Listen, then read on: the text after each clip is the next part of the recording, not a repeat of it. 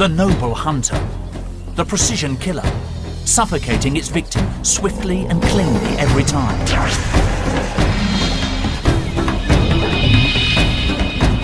But is this squeaky clean image of the king of the beasts really true?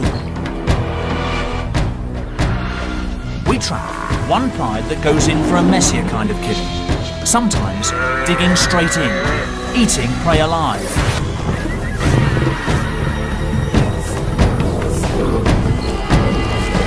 As we follow the fortunes of a new litter of cubs, we ask, where do these habits come from, and are they here to stay?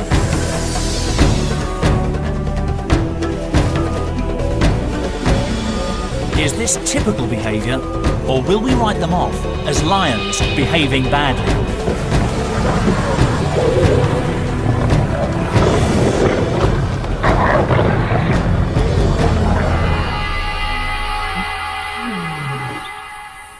It's a classic African scene. The lions look unruffled. The Cape buffalo, opponents built like tanks, size up for a dirty fight. Lions have developed what looks like the perfect kill.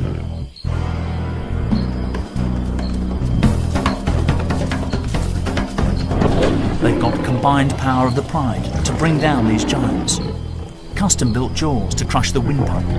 The kiss of death, quick and clean.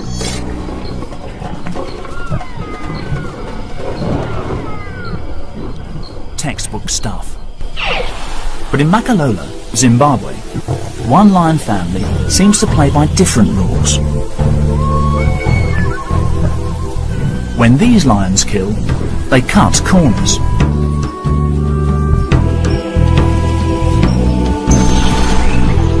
Right now, 1-year-old cubs swell the pride's numbers. Unusually, 7 of the 8 babies are male. Could this be a clue as to why this pride hunts the way it does? In the pride, it's the dominant male who pulls the strings. But for all the lions living here, the buffalo are the key to survival. Smaller prey just isn't going to provide enough food for a lion pride of this size.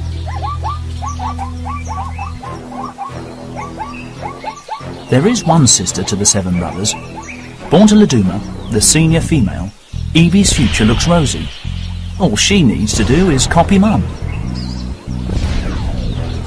But Laduma is set to have a harder job training her sons in the art of the kill.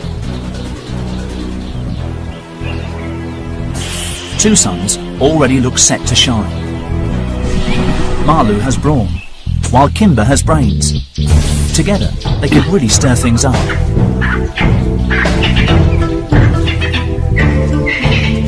But first, and crucially, the youngsters must learn to hunt. Their days in the security of the pride are numbered.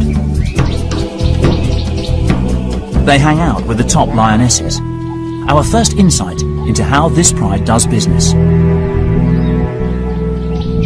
Mardi, identified by a radio collar, is often on hand as a second mentor to the cubs. This is on-the-job training, and Mardi also acts as a backup to her sister Laduma during attacks. When hunting, they're the ones the cubs will need to watch. At all other times, it's the pride male, Panwi, who keeps the family members in line. At 180 kilos, more than twice the weight of a man, he demands respect, even from the oldest lioness. If he senses a challenge, things could turn nasty.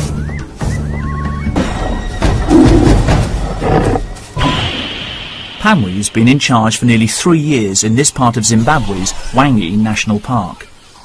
His territory, thick scrubland in the Makalola Depression, supports especially large herds of buffalo. The cubs will have to learn how to take on animals weighing 4 times as much as a lion, with tempers to match. As the cubs mature, they get a chance to take part in a proper hunt.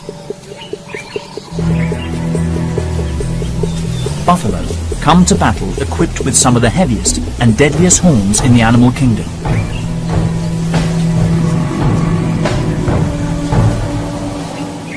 Lesson number 1. Know how to pick the easiest target. When the largest buffalo close ranks, the herd is almost invincible.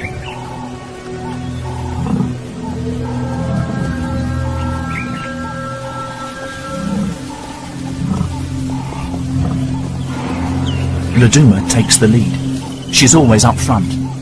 But how will the rookies react to the buffalo front line?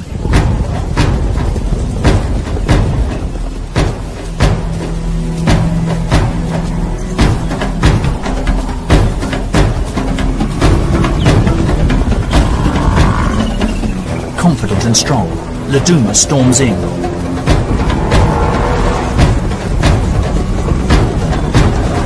She's got a calf in her sights. The two boys approach from the flank. The buffalo fight back. Laduma lets go and the cubs scatter, but she won't give up that easily and sneaks in for another go. But the herd now has the upper hand.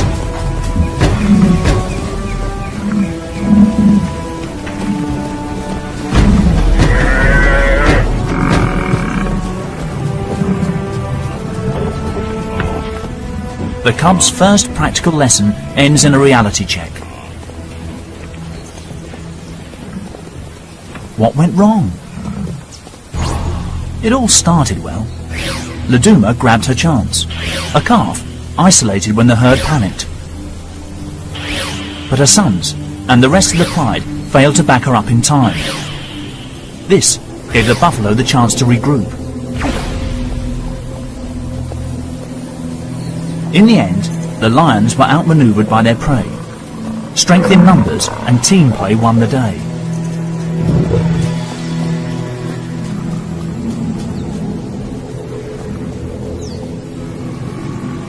Buffalo 1, lions 0. These cubs have got a lot to learn.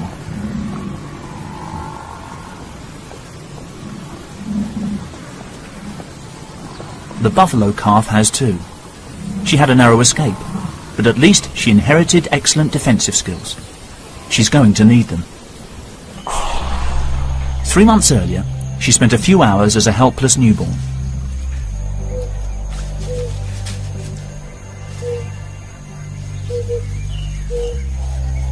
Still wet with afterbirth, she struggled to her feet and within days joined the safety of the herd.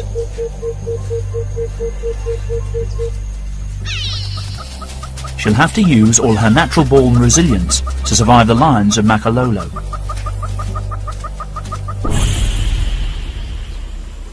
It's the driest part of the year, and the pride has got used to waiting for easier meals.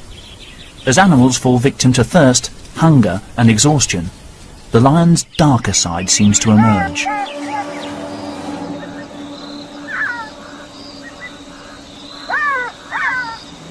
An injured elephant calf hauls itself through the undergrowth.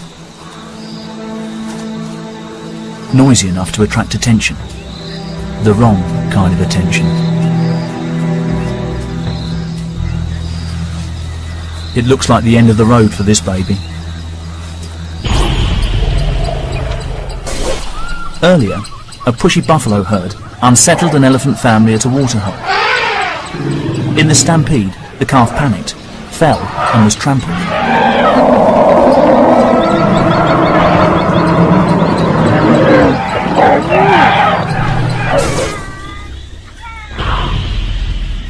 It was left for dead, but on broken legs it spent the intervening hours dragging itself towards cover. It's in no state to defend itself. Usually, we'd expect lions to suffocate their prey by clamping the victim's windpipe before they tuck in. This is the first time Laduma's sons, Marlu and Kimber, have encountered a situation like this. What will they do?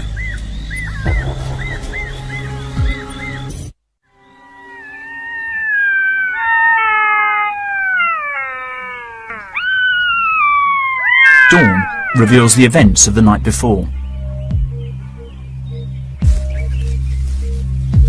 the lions started eating hours ago, but they haven't yet killed the baby elephant.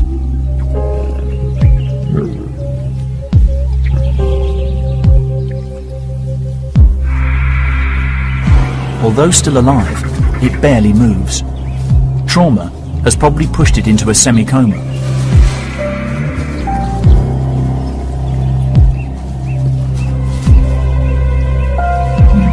To humanize, this might look brutal, but we can't judge lions by our rules. Young cubs like Evie, Marlu and Kimber must follow the ways of the pride. They just copy their elders.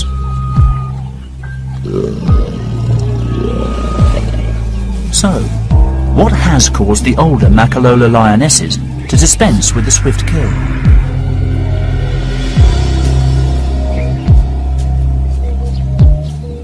Maybe the clue is in the victim's behaviour. This baby elephant didn't put up a fight.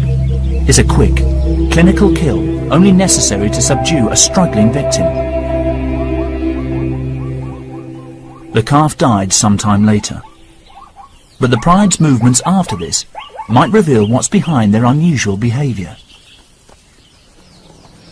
They left and returned to the carcass several times. To leave a meal unattended like this suggests they don't have rivals for their food. In the heart of the territory defended by Pamwi, Laduma's family lives unchallenged. This isn't unique among wild lions, but it's a rare luxury.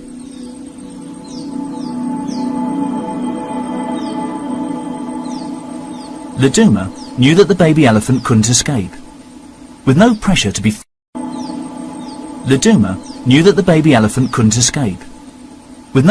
be fast and efficient, even hardwired hunting instincts can be short-circuited. Who wouldn't save their energy, given the opportunity? Their instinct to sleep for up to 20 hours a day, though, seems right on track. More clues about why these lions kill the way they do are found all around.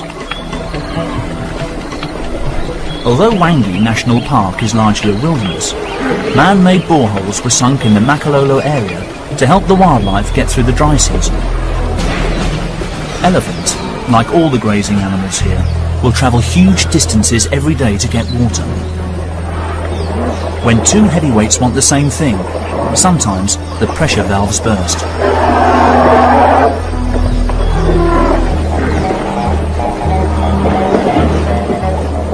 With this steady stream of drinkers coming through the lion's territory, it makes sense that the lions have adapted their hunting methods to make the most of the bounty.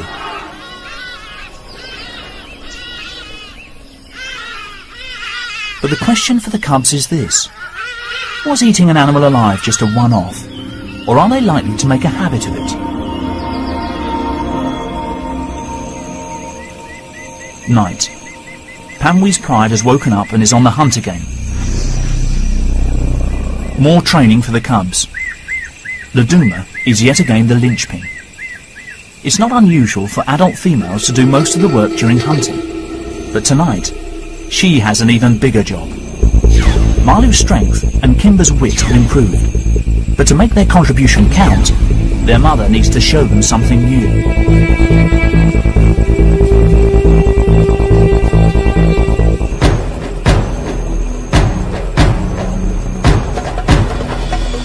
Tonight, can they help coordinate the attack and show the buffalo they mean business?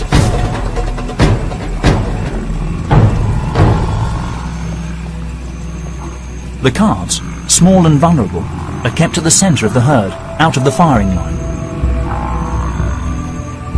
Even for a lion, this huge wall of living flesh is formidable, and they lose their nerve. Maybe the buffalo sense a weakness in the lion's battle strategy.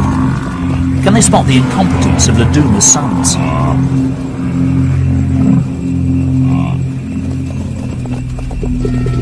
Who knows?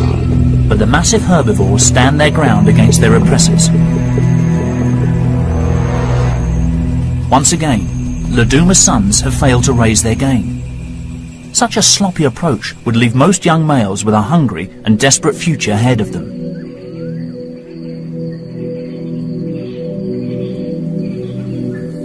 But Makalolo, yet again, offers them a soft option. Another tiny elephant calf wanders alone.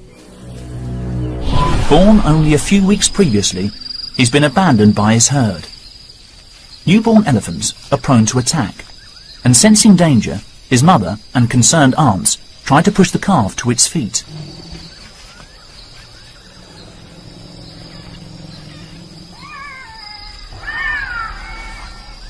But he just wasn't strong enough. His family stuck with him at first, but eventually had no choice but to leave him and let nature take its course.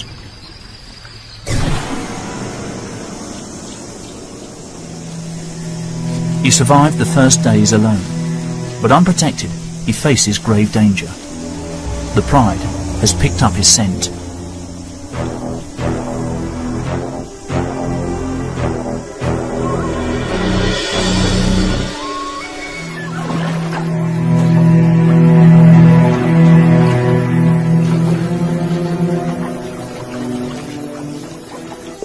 But the baby gets a lucky break.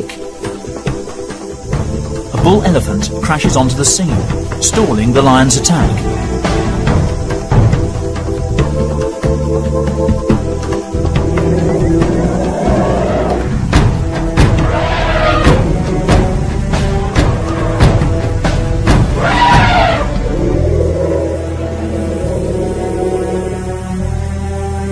They wait to see what will happen next.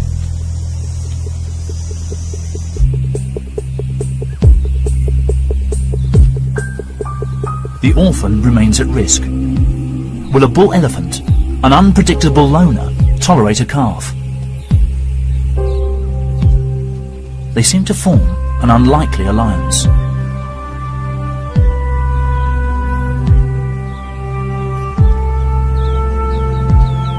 But a male elephant isn't inclined to watch over a lost baby.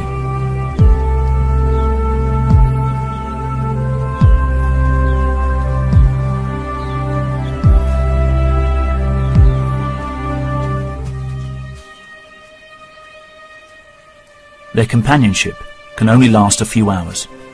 The calf stumbles on alone.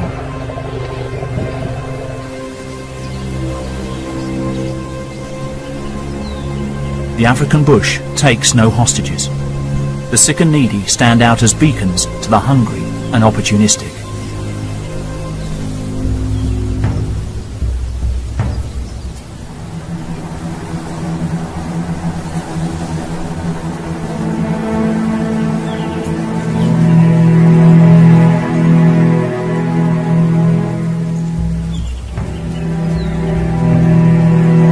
The vultures are already here. Predicting impending doom is their speciality. Trumped by nightfall, they must wait for another day.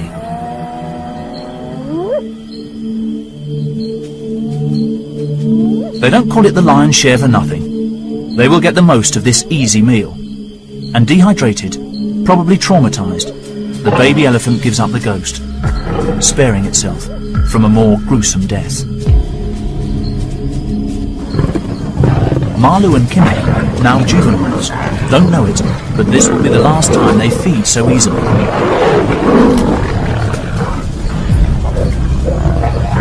They've got competition. Little do they realise that their mother, Laduma, is pregnant again. Malu, Kimber and their 5 brothers will soon need to think about moving on. 3.5 months ago, Pamwi picked up the smells, telling him the lionesses were ready to mate. He mounted them several times an hour for 4 days, a sexual marathon.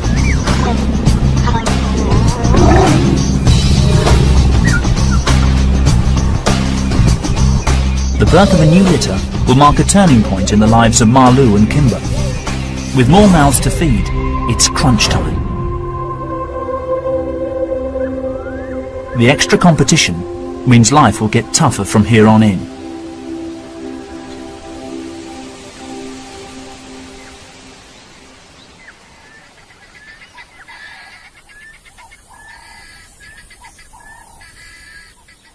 Although they've grown in strength and confidence, the brothers still haven't made a kill.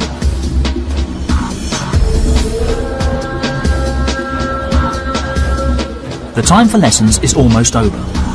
Perhaps sensing that they need a game plan, they give their mother some proper backup.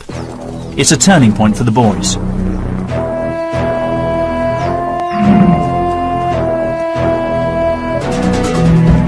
The buffalo look rattled.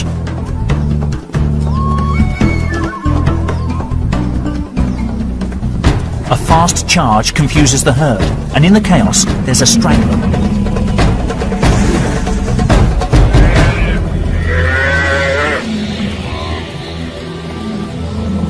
But two young guns have narrow odds against a buffalo army. It's time for all the brothers to get involved.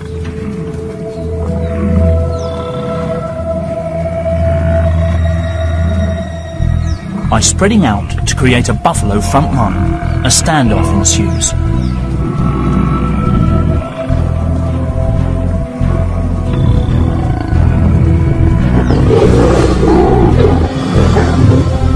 The lions still need an old hand for the finishing touch.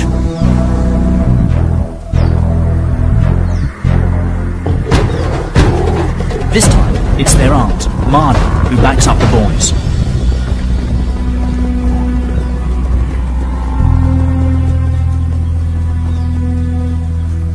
The cubs did help to execute a classic ambush, but they still can't finish the job.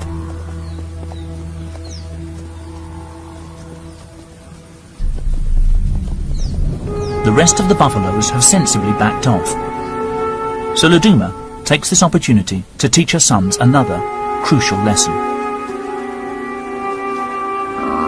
Instead of quickly suffocating the calf herself, she lets it go for the young males to kill.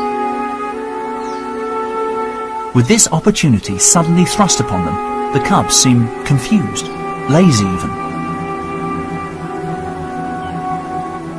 It's like watching a domestic cat playing with its food. Are these lions simply not hungry enough to make a kill?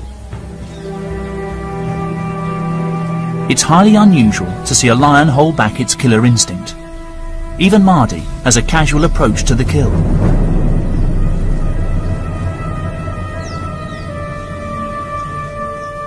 Then, the calf suddenly struggles a little, and a primal instinct kicks in. Mardi grabs the animal's throat.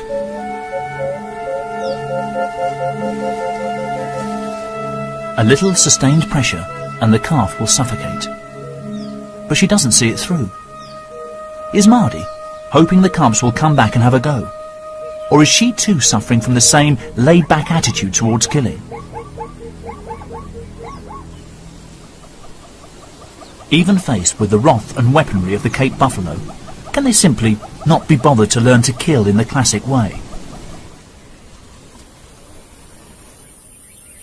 It's nightfall before the lions tuck in. Round here, death does not always come quickly.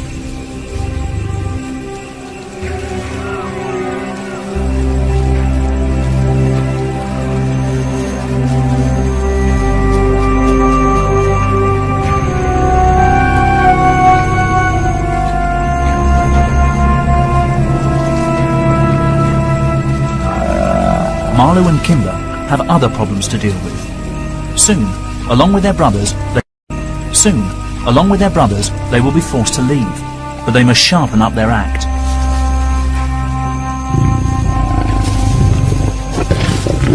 Family dynamics are changing. The growing males are showing dominance over their mothers, but they still can't handle killing on their own.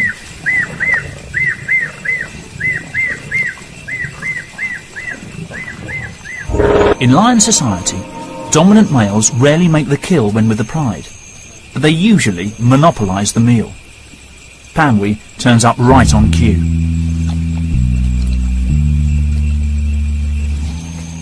Kimber and Marlo give him space. The two brothers are developing a close bond, a bond that could, one day, put them into direct competition with their father. To keep the young upstarts in check, Panwi moves in to shake things up.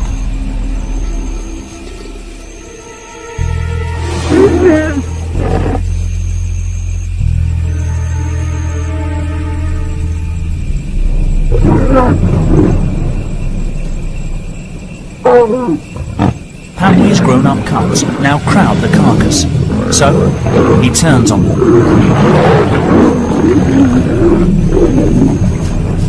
A good lesson has been learned. Big males eat first. Kimber grabs what he can and retreats.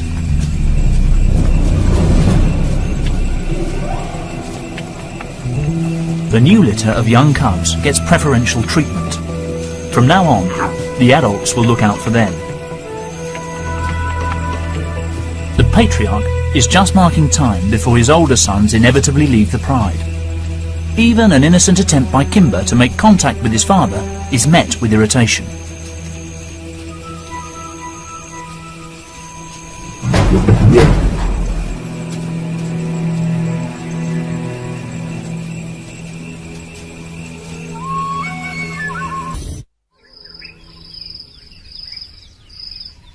Tensions within the pride simmer on into October.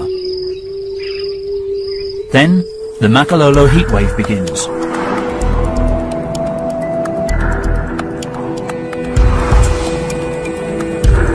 Temperatures up in the 30s drain the colour from the landscape.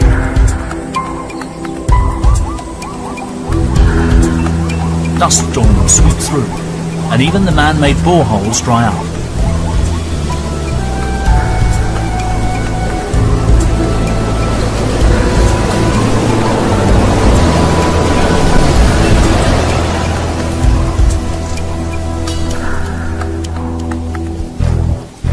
Panwi must lead the pride deeper into the parched scrub. Kimber, Malu and the other large cubs still trek with the family. With food getting harder to find, they remain an essential part of the team. Their mothers, however, will be watching their every move. The new cubs are now the priority.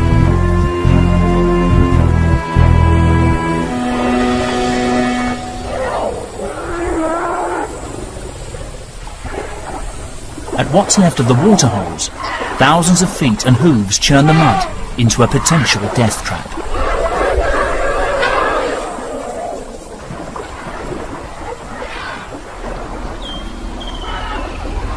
Adult elephants indulge in the usual skincare routine, but for a baby, it's a new danger.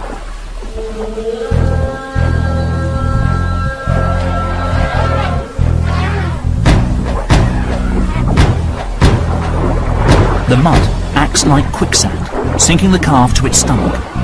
It's not strong enough to pull itself free, and the more it wriggles, the more the mud sucks the calf in.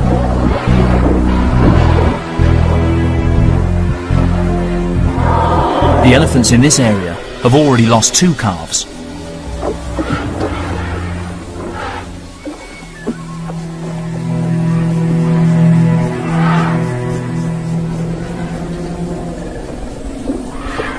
But this time, the mother successfully intervenes, tenderly coaxing with a massive foot and easing her calf free.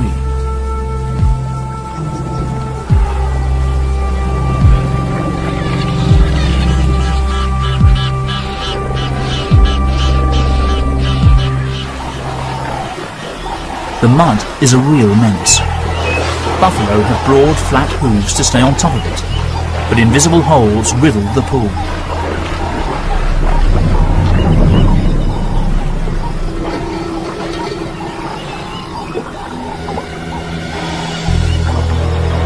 Once you slip in, the mud draws you down further.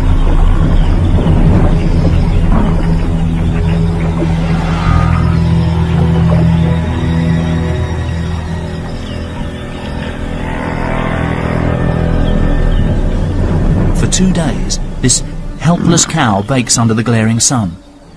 Nighttime brings little relief.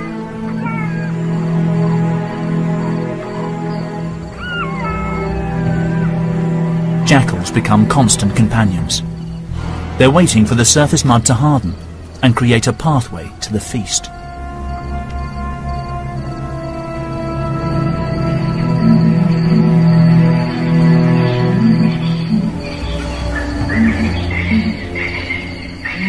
On the 3rd morning, the buffalo faces an even worse fate. The Makalolo pride turns up. As usual, it's Laduma who takes the responsibility. To get a good hold on the animal, Laduma will need to reach it without getting stuck herself. If she can, her pride will eat well.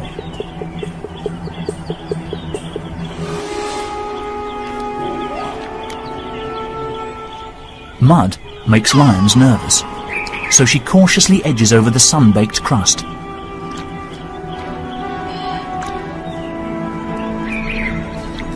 Even though she could simply start feeding at the soft rump, Laduma seems to want to show the cubs a textbook kill.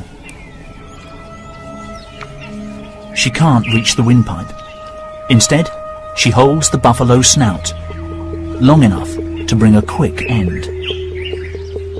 It's a mystery why Laduma chose to go for a traditional kill this time.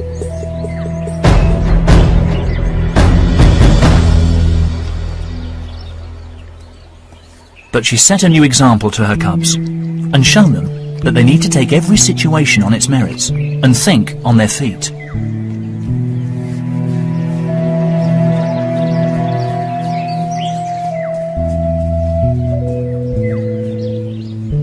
This buffalo could have appeared more threatening than we think. If it had struggled, it could have dragged one of the lions into the mud.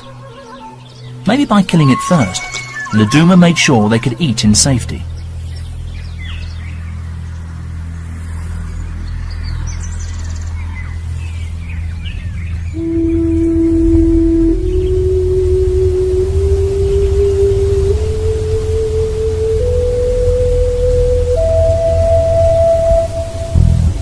The juvenile lions have bought some extra time by feeding on animals already weak from the hardships of the dry season. But for Kimber and Marlou, these lazy days hanging out with their mother and relying on her to provide their food are numbered. Nearly fully grown, the boy cubs have huge appetites and growing aspirations. November brings long-awaited relief from the heat.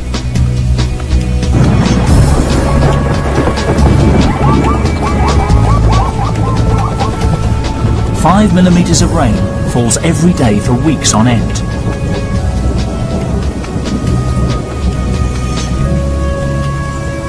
Gradually, the rains rejuvenate the scorched landscape.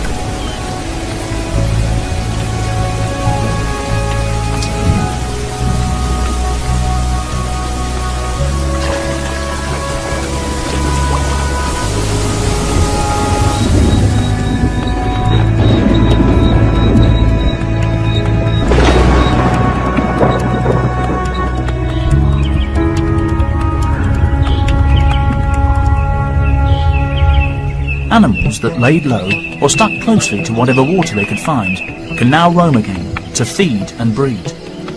The annual baby boom has arrived.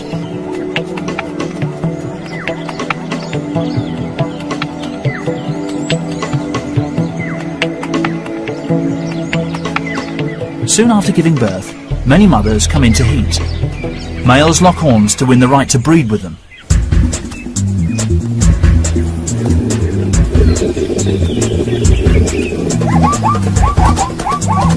Zebra males lash out, nipping each other and kicking with their powerful legs.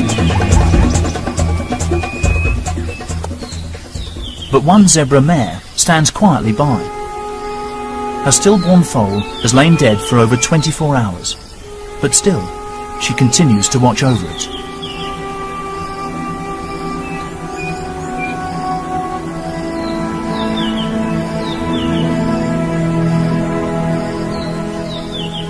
Jackals hover nearby.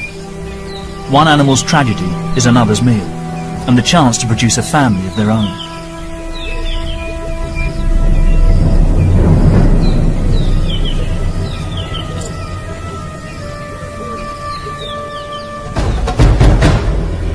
The rains bring abundance in Makalolo, but also upheaval. The juveniles in the Lion Pride face a trying time. They must earn their keep and regularly take part in the hunt.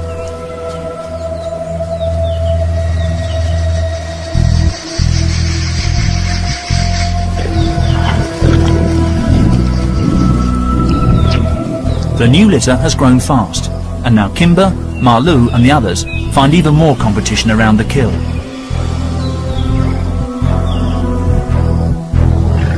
But for juvenile males, the cold shoulder treatment is an essential part of growing up.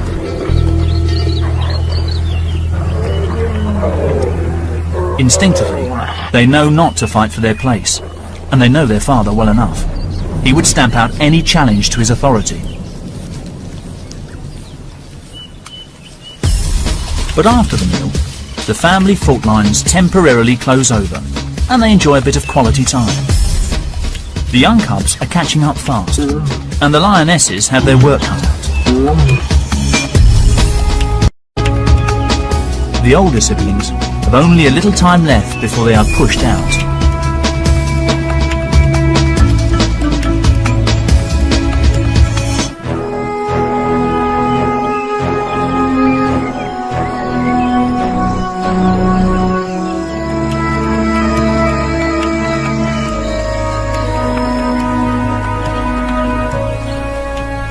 Increasingly, the adolescent gang rests up away from the main pride. Even the lionesses are getting tired of the older cubs, and they're always under the watchful gaze of Pamwi.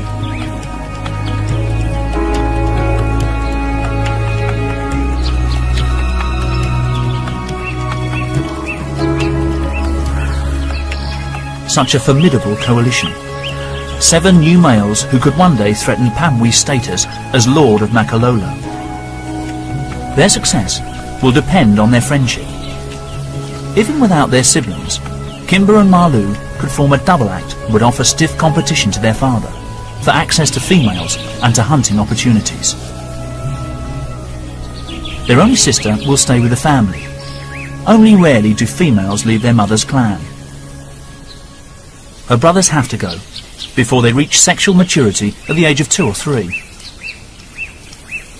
And round here, they will have to hunt buffalo in order to have any chance at all. Kimber and Marlou face a dangerous and unpredictable world. They will have to cross countless other territories. Neighbouring pride males will be ready to defend their turf to the death. With their manes starting to grow thick and new surges of testosterone coursing through their veins, it won't be long before they want to go. Let's hope they've learned enough to take on new rivals.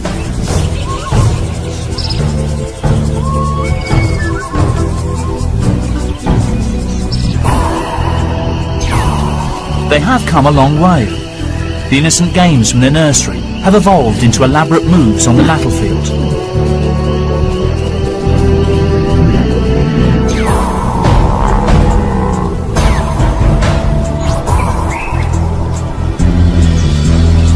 It's taken months of trial and error, but finally, Kimber and Marlou and the rest of the brothers rise to hunt as one. And today, suddenly, everything seems different. They are seeking the ultimate challenge, and this time will tackle it in their very own way.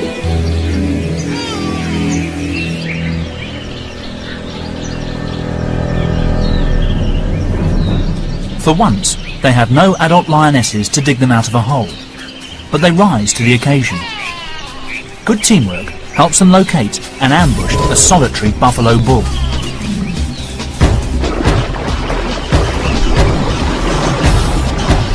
The old bull knows lions hate getting their feet wet. Plunging in buys him time.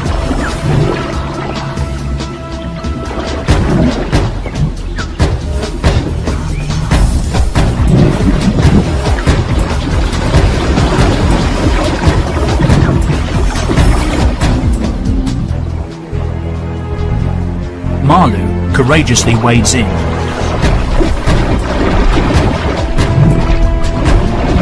Out of his depth and alone, he can do nothing.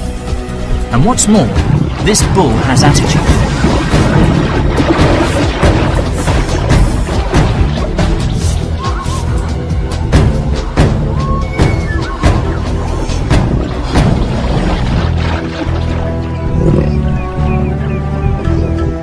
But Marlou and his brothers don't just give up anymore. they've grown in maturity and in patience. Working together, they prove they can cope on their own.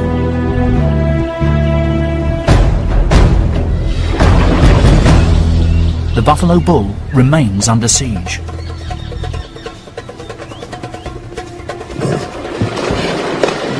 The lions play safe, rightly so.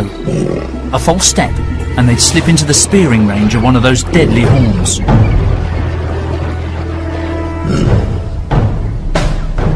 They stake out the bank, harassing and wearing down the cornered buffalo.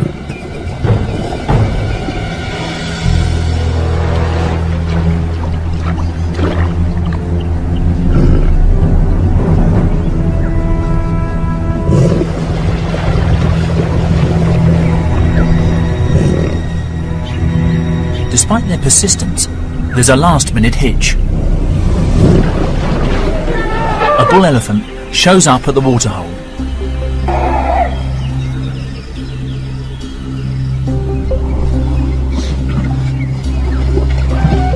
It's a distraction, which the buffalo seizes as a chance to escape.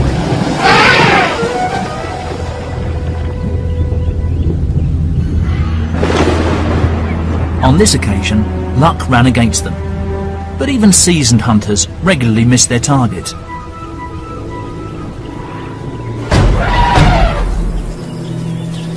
The elephant may have thwarted their attack, but the experience undoubtedly sharpened. Aware of their growing stature, Panwi sprays his territory. A reminder to Kimber and Malu not to rise above themselves.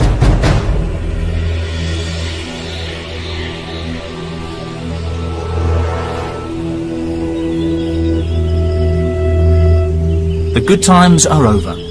By June, everything dries up again.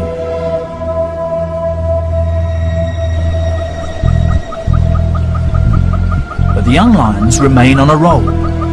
Winter brings their biggest and toughest test yet. The buffalo herd bulges with youngsters. Some of them were born at the same time as our lion cubs. They've survived and now weigh in at a sturdy 400 kilos.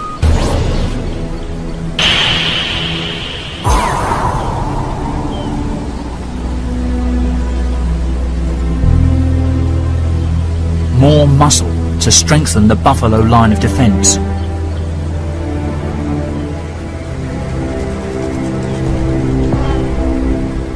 These buffalo may have good odds for this fight, but their enemies have come of age too. Both sides know that a battle is inevitable. Kimber, Malu and their brothers are under pressure to leave Makalolo. Could this be their moment to finally graduate from Laduma's hunting academy?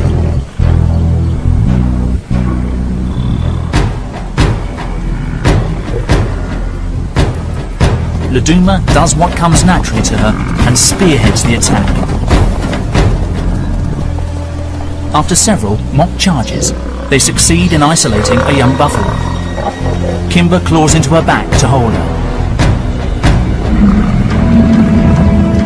The adult buffalo turn back, but the lions remain focused. Staying well away from the sharp end, Malu and Kimber finally help Laduma bring the animal down.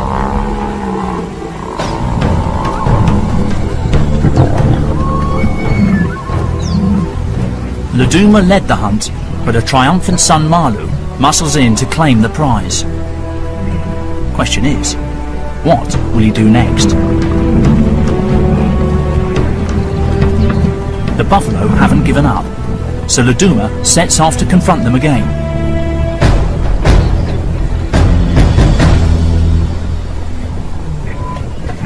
She successfully holds them off, buying her sons more time. Although the cubs have been a great help, it looks like the final responsibility still falls to their mother. She goes straight for the windpipe. Suffocation brings death in minutes.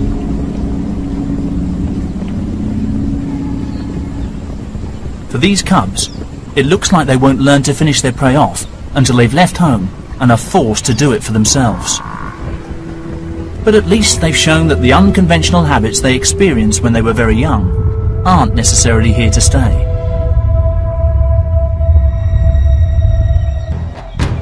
Under intense pressure, this new generation has learned what it takes to be noble, efficient killers. Just in time.